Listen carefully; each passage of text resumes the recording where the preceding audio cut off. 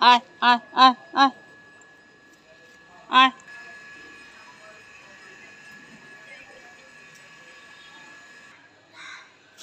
কাকটা প্রত্যেক দিন আসে, ঠিক আমি খাবার দিই মানে সেই সময়, যেদিন দেরি হয়ে যায় সেদিন এসে এরকম ডাকতে থাকে।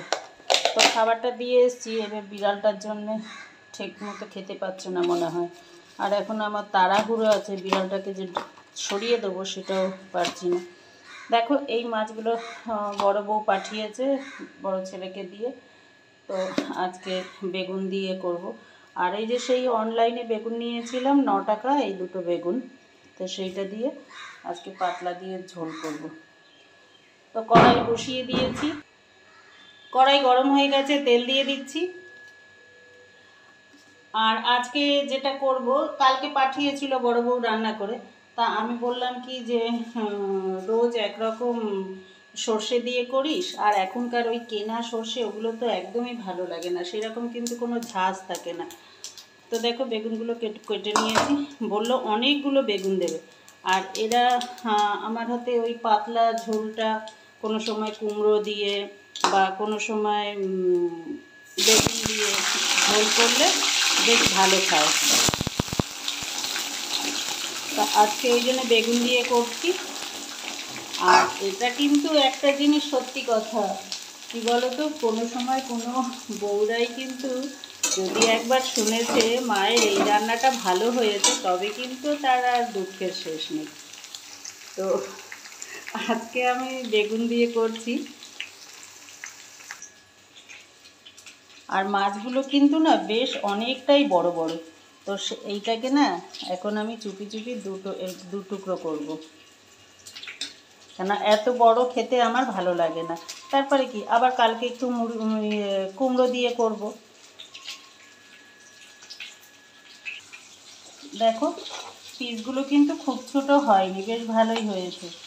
আর একটু এবার নুন হলুদ মাখিয়ে নেবো। আর দেখো এখানে আর 3টে রেখে দিয়েছি, কালকে কিন্তু আমাদের 3 জনের হয়ে যাবে 3টে। নুন দিয়ে দিলাম, হলুদ দিয়ে দিচ্ছি,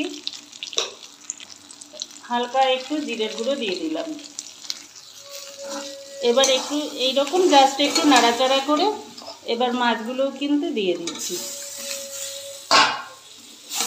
মাছগুলো দিয়েও এইভাবে একটু নাড়াচাড়া করে নেবো। আর বেগুন তো খুব তাড়াতাড়ি সিদ্ধ হয়ে যায়, আর ইলিশ মাছও কিন্তু সেরকম সিদ্ধ হতে বেশি টাইম লাগে না।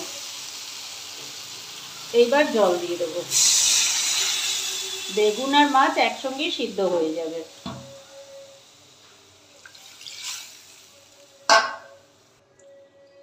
এই রকম রান্না ওদের খুব ভালো লাগে, আর আমারও খুব ভালো লাগে। রোজই একই সর্ষে বাটা দিয়ে না আমার যেন ভালো লাগে না, তারপরে ওই কেনা সর্ষে।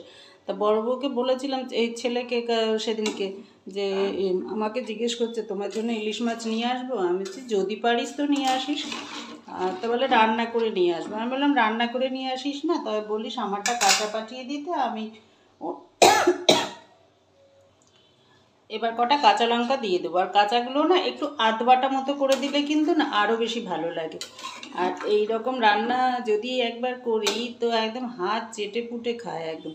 ছোটোটা তো কাটা বেছে খেতে পারে না বলে বক বক করে, আর ওর আলু সিদ্ধ ভাত হলে খুব ভালো হয়, আর বড়টা তো খুব মজা করে খায়। কিন্তু না না, খবরদার বলা যাবে না। যদি কোনো সময় বউরা শোনে যে মায়ের হাতে রান্না ভালো হয়েছে, তবে কিন্তু খুব মুশকিলের ব্যাপার আছে। তা যা থাকবে সেটা মনে মনে খেয়ে নাও।